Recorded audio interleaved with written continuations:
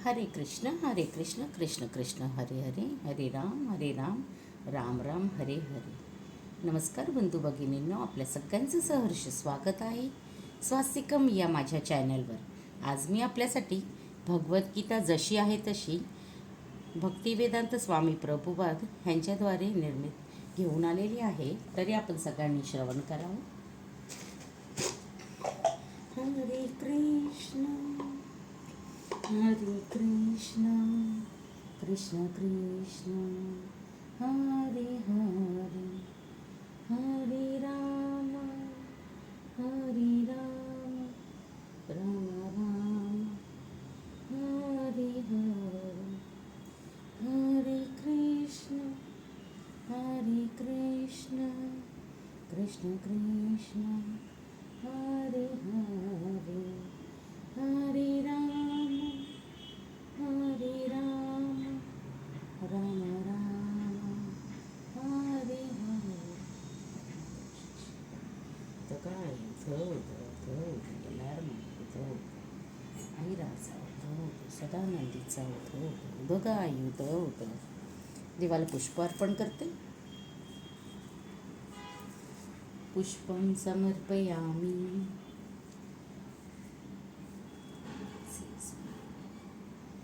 हरे कृष्ण कृष्ण कृष्ण हरे हरे, हरे राम राम राम हरे हरे. राधे कृष्ण राधे कृष्ण कृष्ण कृष्ण हरे हरे, हरे राम राम राम हरे हरे. राधे कृष्ण.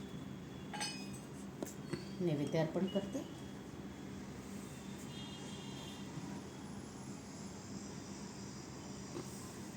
नैवेद्यं समर्पयामि, नैवेद्यं समर्पयामि, नैवेद्यं समर्पयामि.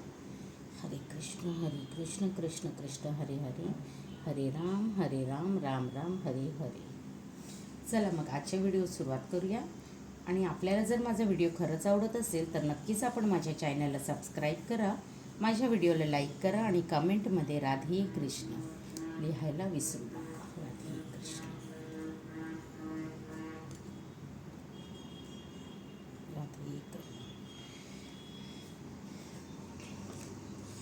श्री गणेशाय नमः. श्री सरस्वतीभ्यो नमः. ये त्वेदभ्य सुयन्तो नानुतिष्ठति मे मतं सर्वज्ञानविमूढा स्थाविन्तीं नष्टां चेतसः. परंतु जे द्वेषभावनेने या आदेशांची उपेक्षा करतात आणि त्यांचे पालन करीत नाहीत, त्यांना ज्ञानशून्य, मूढ आणि सिद्धी प्राप्त करण्याच्या प्रयत्नात ते भ्रष्ट झालेले आहेत असे समजावे. तात्पर्य: कृष्ण भावना भावित न होण्याचा दोष या श्लोकात स्पष्टपणे सांगितला आहे. ज्याप्रमाणे उच्च शासकीय अधिकाराच्या आज्ञेचा भंग केल्यास शिक्षा होते, त्याचप्रमाणे पुरुषोत्तम श्री भगवान यांची अवज्ञा केल्यास निश्चितच शिक्षा होते. अवज्ञा करणारा व्यक्ती कितीही महान असला तरी तो हृदयशून्य असल्यामुळे त्याला स्वतःच्या आत्मविषयी तसेच परब्रह्म, परमात्मा आणि भगवान यांच्याविषयी सुद्धा अज्ञान असते. म्हणून त्यांच्यासाठी जीवनसिद्धीची मुळीच आशा नसते. सदृश्यं चेष्टते स्वस्या प्रकृते ज्ञानवानपि प्रकृतिं यान्ति भूतानि निग्रह किं करिष्यन्ति. ज्ञानी मनुष्य सुद्धा आपल्या स्वतःच्या प्रकृतीनुसार कार्य करतो, कारण प्रत्येकजण 3 गुणांद्वारे प्राप्त झालेल्या प्रकृतीनुसार कार्य करतो. बळेच निग्रह केल्याने काय साधणार आहे? तात्पर्य: जो मनुष्य कृष्ण भावनेच्या दिव्य स्तरामध्ये स्थित होत नाही तोपर्यंत तो भौतिक प्रकृतीच्या गुणांच्या प्रभावातून मुक्त होऊ शकत नाही. व याची पुष्टी भगवंतांनी 7व्या अध्यायात केली आहे. म्हणून भौतिकदृष्ट्या अत्यंत उच्चशिक्षित मनुष्यालाही केवळ सैद्धांतिक ज्ञानाद्वारे किंवा शरीरापासून आत्म्याला पृथक करण्याचे मायेच्या जंजाळातून मुक्त होणे शक्य नाही. असे अनेक तथाकथित अध्यात्मवादी आहेत जे वरकरणी ज्ञानामध्ये आपण बरेच प्रगत आहोत असे दर्शवितात, पण अत्यस्त किंवा खाजगी रीतीने ते दुस्तर अशा विशिष्ट प्राकृतिक गुणांच्या पूर्णपणे अधीन झालेले असतात. शैक्षणिकदृष्ट्या एखादा अत्यंत विद्वान असू शकतो, पण भौतिक प्रकृतीशी त्याने दीर्घ काळांसाठी संग केल्याने तो बद्धच आहे. भौतिक अस्तित्वाची एखादा जरी आपल्या विहित कर्मामध्ये मग्न असला तरी त्याला भौतिक जंजाळातून मुक्त होण्यास कृष्ण भावना सहाय्यकारक ठरते. म्हणून पूर्णपणे कृष्ण भावना भावित झाल्याविना मनुष्याने आपल्या नियत कर्माचा त्याग करू नये. अचानकपणे कोणीही नियत कर्माचा त्याग करून कृत्रिम रीतीने तथाकथित योगी किंवा अध्यात्मवादी होऊ नये. त्याने आपल्या प्राप्त परिस्थितीतच स्थित राहून उत्तम प्रशिक्षणाखाली कृष्ण भावनेची प्राप्ती करण्याचा प्रयत्न करणे योग्य आहे.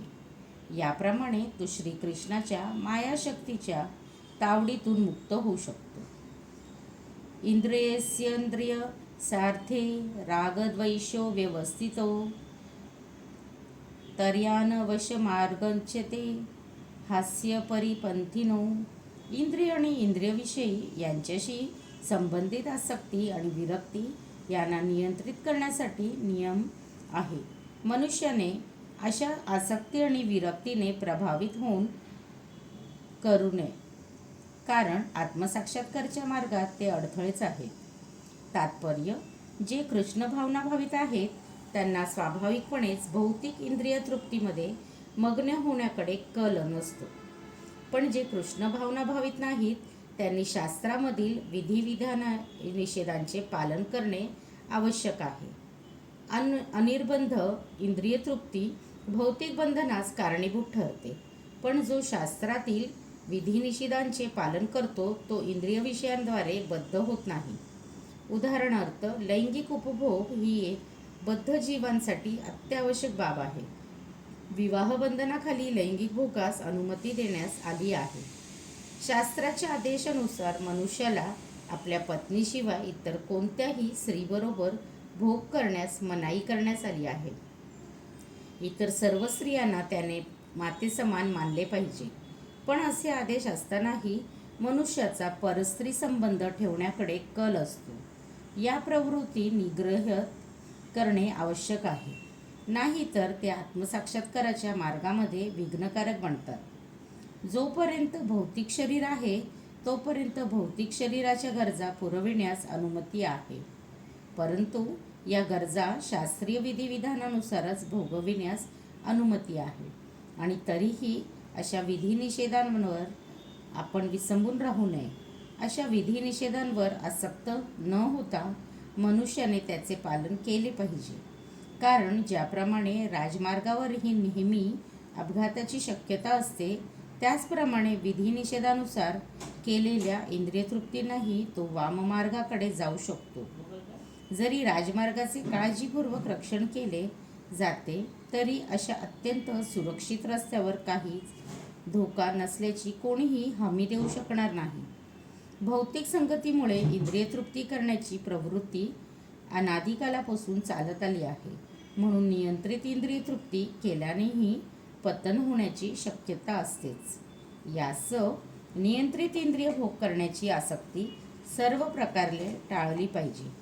कृष्ण भावनेवर आसक्ती ठेवल्याने किंवा श्रीकृष्णाच्या प्रेममयी सेवेमध्ये नेहमी कर्म करण्याचे मनुष्य सर्व इंद्रियजन्य कृत्यांपासून अनासक्त होतो.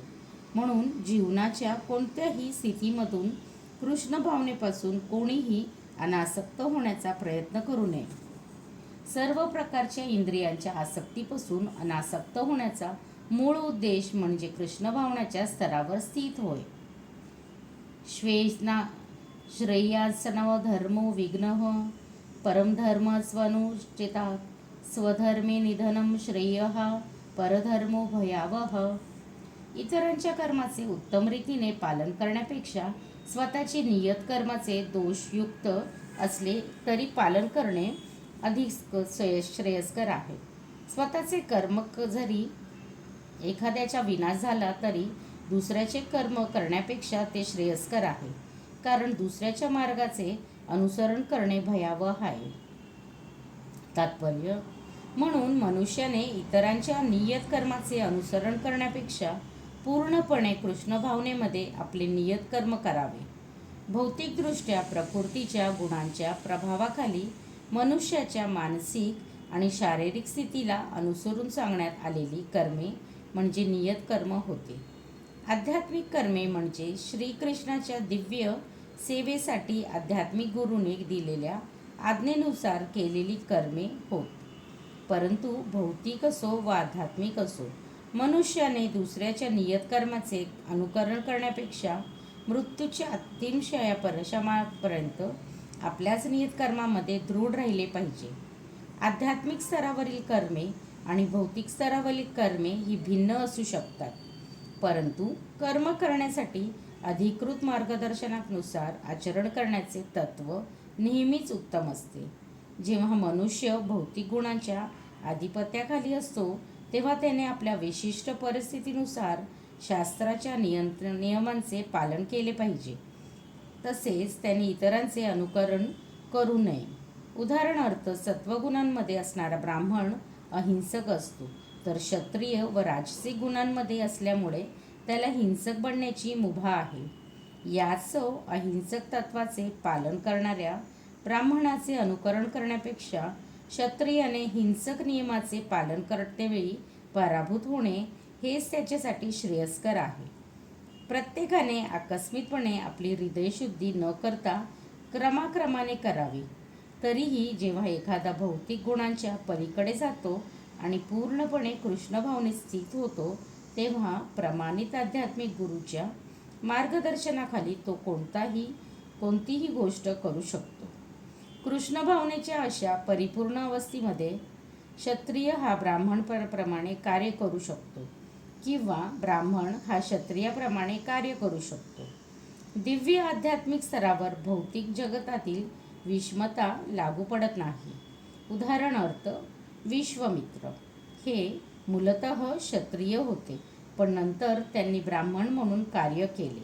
तर परशुराम हे मूळतः ब्राह्मण होते, पण नंतर त्यांनी क्षत्रिय म्हणून कार्य केले. दिव्य स्तरावर स्थित असल्याने ते याप्रमाणे करू शकले. पण जोपर्यंत एखादा भौतिक स्तरावर आहे तोपर्यंत त्याने भौतिक प्रकृतीच्या गुणानुसार कर्म केलेच पाहिजे. त्याचबरोबर त्याला कृष्ण भावनेची पूर्ण जाणीव असणे आवश्यक आहे. अथ केन प्रयुक्तं पापं चरिते पुरुषः अनिच्छन्नपि वाश्रेणे बलादीव नियोजितः. अर्जुन म्हणाला, हे वृष्णीवंशजा, कशामुळे मनुष्य त्याची इच्छा नसतानाही जणू काय बळेच पापकर्म करण्यास प्रेरित होतो. तात्पर्य, जीव हा भगवंताचा अंश असल्यामुळे मूलतः आध्यात्मिक, विशुद्ध आणि सर्व भौतिक कल्मशांपासून मुक्त असतो. म्हणून स्वभावतच तो भौतिक जगाच्या पापामुळे प्रभावित होत नाही. परंतु जेव्हा तो भौतिक प्रकृतीशी संबंधित असतो तेव्हा तो निसंकोचपणे अनेक पापमय मार्गाचे आचरण करतो. कधीकधी या प्रकारचे आचरण करण्याची त्याची इच्छाही नसते.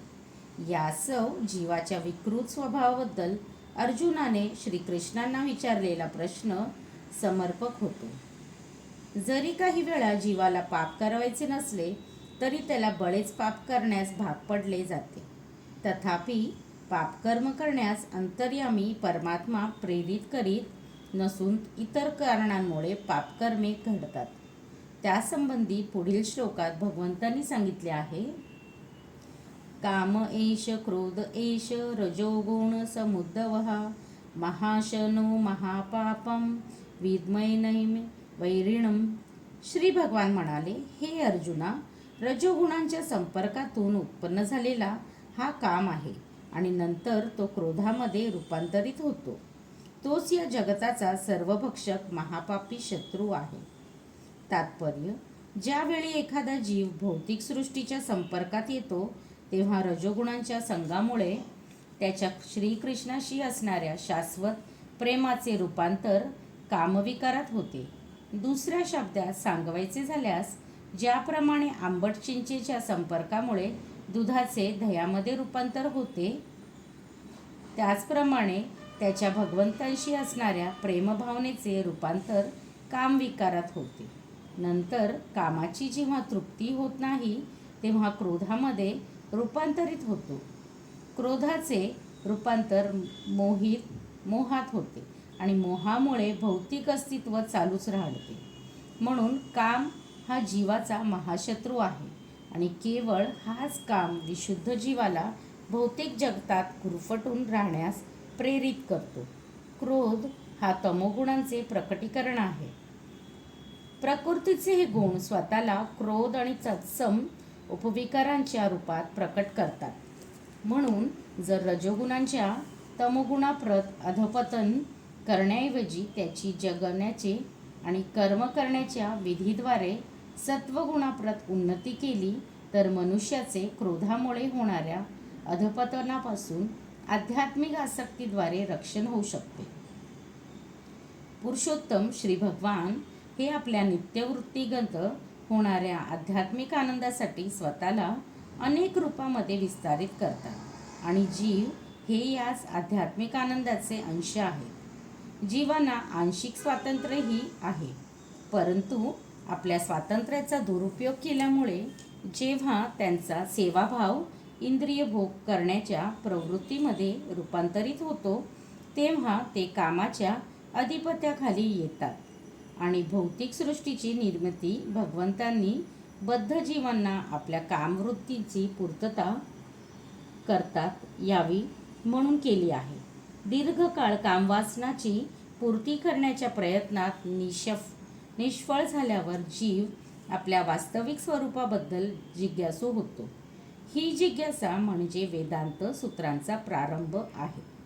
वेदांत सूत्राच्या आरंभीच म्हटले आहे की अथातो ब्रह्म जिज्ञासा, मनुष्याने परमतत्वाबद्दल जिज्ञासा करावी. श्रीमद भागवतात ब्रह्म याची व्याख्या पुढील प्रमाणे करण्यात आली आहे. जन्मादस्य यतान्वंत दितरश्च, म्हणजे परब्रह्म हेच प्रत्येक गोष्टीचे उत्पत्तीस्थान आहे. म्हणून कामाचा उगमही परब्रह्मानेच होतो.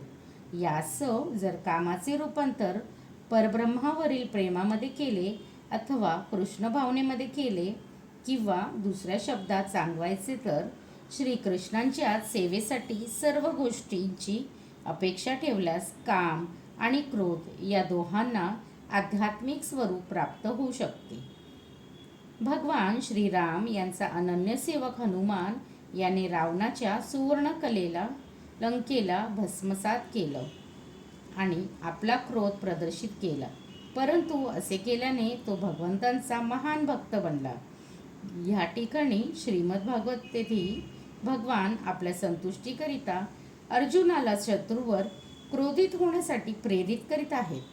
म्हणून काम आणि क्रोध जेव्हा कृष्ण भावनेमध्ये उपयोगात आणले जातात तेव्हा ते आपले शत्रू नसून मित्र होतात. श्रीकृष्ण पूर्णमस्तु. शुभम भवतु. शुभम भवतु. राधे कृष्ण राधे कृष्ण. कृष्ण कृष्ण हरे हरे, हरे राम राम राम हरे हरे. राधे कृष्ण राधे कृष्ण. श्रीकृष्ण पूर्णमस्तु. शुभम भवतु. शुभम भवतु. शुभम भवतु. धन्यवाद.